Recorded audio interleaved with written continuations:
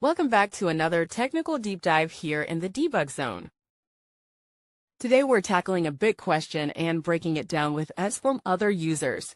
Hopefully this clears up some misconceptions and helps you get the answer you need. So buckle up, stay a little curious, and let's jump right in.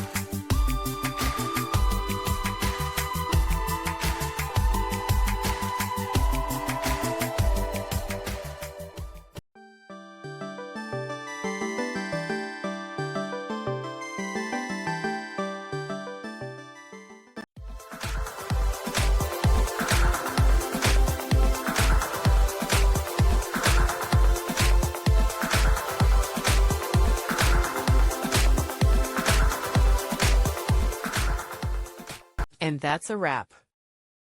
I hope you found the answer you were looking for. If you did, take a second to hit that subscribe button. It really helps out.